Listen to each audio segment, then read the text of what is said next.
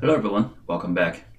So in the last lesson, we have added the body content of this My Account page, so that when we click on different tabs, it has different forms pop up.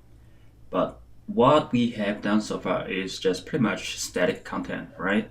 Like this index page and the My Account page, they're all static. So that's the way you usually do stuff. You first try to develop the static pages, and then you try to replace that with whatever real content in it. So let's just do that on the back end this lesson. So there are several things we need to do on the back end side. The first thing is we're gonna need to add a domain model. So right click on your bookstore folder. We're gonna create a new folder called domain, and we'll add several stuff here. The first one we're gonna add is, of course, will be user, because no matter what you do, you're gonna need a user, right? So we're gonna call this one as user, and the user usually has some very basic information like user ID, which will be a long type, and username, password, first name, last name, email, phone number if needed, a boolean type showing whether it's enabled or not. Default it will be true. So these are the basic attributes of a user. And then what we can do is we're gonna use this user to add it into our database. And in order to put it into database, we need to add some ORM, persistent layer into our dependencies. And if you're not familiar with ORM, which is Object Relational Mapping, it's just basically, for example, we have database, right? And in database, we have relational tables. And within the memory, that is the Java system, we have objects, and they should be mapped to each other in some way. Usually, it's one object is corresponding to a table, okay? So in order to do some conversion between the two, we need to have a layer in between. They usually call it the mapping layer or ORM tool. So the ORM tool that we have right now, the most popular one is Hibernate, which follows the JPA's specification, okay? If you are interested in this topic, I have a more well-explained lesson in my Build and E-commerce with Java and Spring Framework. That course, there's one or two lessons explaining that. Basically, it's just a persistent layer in between, okay? And we need to add those dependencies. So let's just open our pom.xml file and go to pom.xml content. We'll be adding two dependencies. The first one is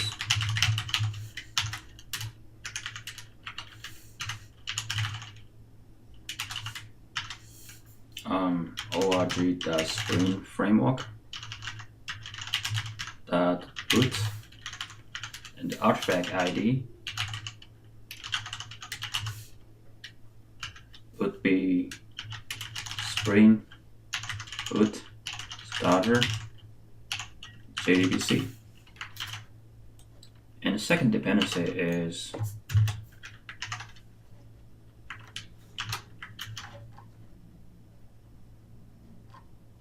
JPA. JPA is the Java persistent spec to define how do you actually persist objects into database. It's just a specification, not a concrete implement. And Hibernate actually is the concrete implement, okay? And as long as we have specified JPA, Hibernate will be added by default from Spring Boot.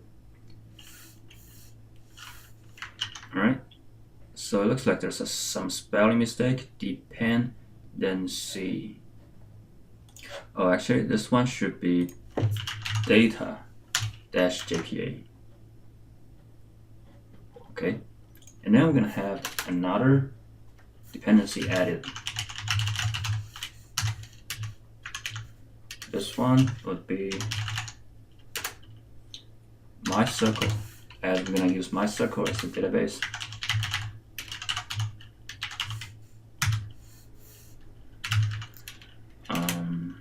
MySQL connector -java. Okay. So knowing about SQL statement is very important for developers. If you are going for interview, I've never seen a situation that you will not be asked about the SQL questions. A lot of times it involves like joining tables and relatively complicated statements. So I have a course about this practice for specifically practical problems about MySQL. You can check it out. I think it will be helpful. Okay. And then let's come back to our user. Let's finish up with first adding this entities annotation. So this annotation will help us to persist the user object into the database automatically. Okay. And second, we'll be adding some more annotations.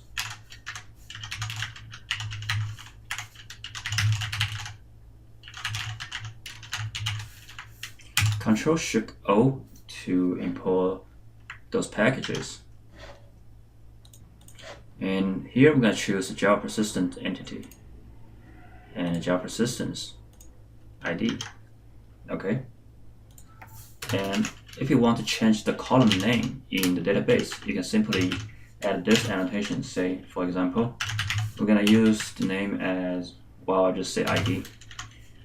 And some more attributes like, is it going to be a loadable, which means can it be a null value? No, it can't be. Can it be updatable? Can we update that? No, we can't. Okay, so this is how you specify some column attributes like this. And we're going to do the same thing for our email. And the name would be email in this case. Okay. And after that, we're going to define by generate some getters and setters. Let's see, it should be in the source, generate getters and setters. We're going to check all of them and click on OK. Those getters and setters has been generated. All right. And the next thing we need to do is specify the configuration for the Hibernate to connect to our database. So the first one, let's say we're gonna have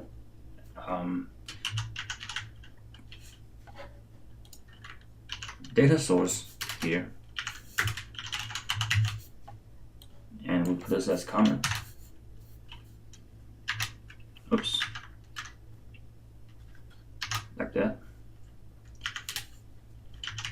And we're going to specify data source URL as JDBC MySQL / localhost 3306 bookstore.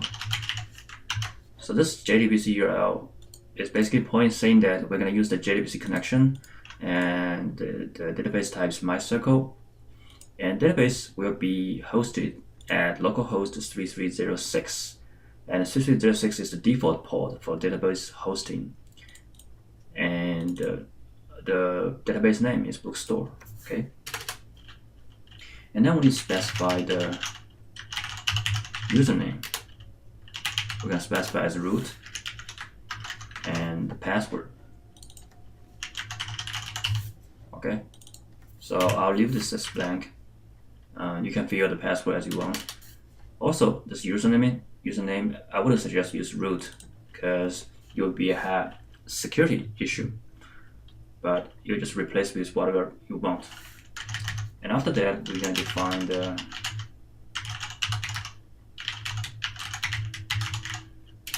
some more attributes: test while idle and validation query. Okay, so this one should be like that. This is just for make sure the connection is still alive if it has been idle for a long time. This is usually needed in production. And after that, we're going to define more JPA related attributes. For example, we're going to show the statement, and we're going to define the Hibernate DDL auto as update. So in this case, the Hibernate will help to create database. Create data table, not database. Database won't be created by Hibernate. Okay, you have to manually create. But Hibernate will help to create a table if those tables are not existed. But if those tables have already been created, it will just directly update those tables. Okay. And we're going to do properties .hibernate .dialect. We're going to specify the dialect as Hibernate dialect MySQL 5 dialect. Okay. And then I'm gonna add some comments here. I'll just copy and paste instead of typing to save some time.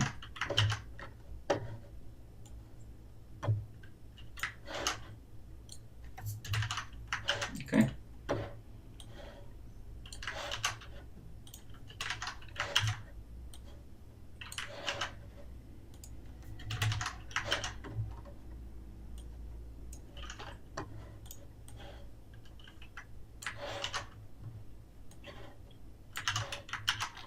Alright. Let me change the name of this bookstore to bookstore database. And then we need to create this database in our MySQL environment. So I'm going to just use the MySQL workbench as the tool for MySQL. You can use whatever you like. If you're using Windows, you can use MySQL workbench. If you're using Mac or Linux, I suggest you can try out. There is one called SQL Pro, which is a free tool to use, but it's only for Mac, and it's pretty convenient and powerful to use. Okay, and now let's create a database.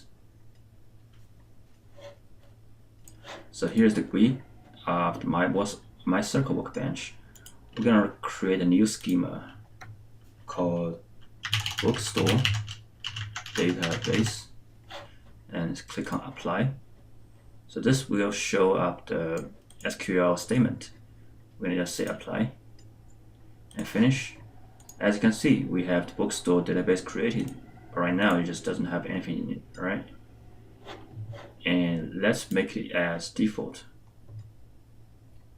so that this database is active right now. And we're gonna start a server from the backend.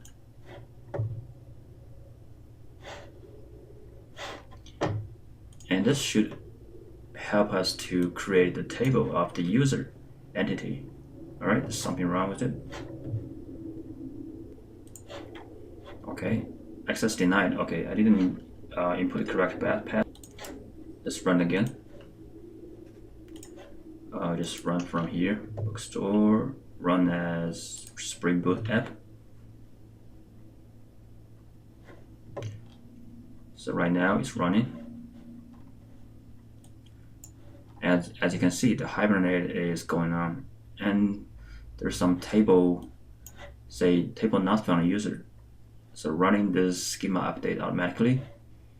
And if we come back to our database and refresh database, as you can see, we have the table generated. If we select the rows from them, as you can see, we have the corresponding user attributes displayed in the table, okay? Which it should be the same as in this entity we have defined. All right, so that looks good. We have added the user entity, and we have added the Hibernate, JPA, and MySQL connection into our system as well. And we have successfully persisted our first entity into the database. So as you can see, using Spring Boot and all those configurations will become very simple. Otherwise, if you do it in Spring MVC, it would be pretty, tedious and very long to do that. All right, so that's pretty much for this lesson. We'll continue in the next one. See you guys in the next video. Bye.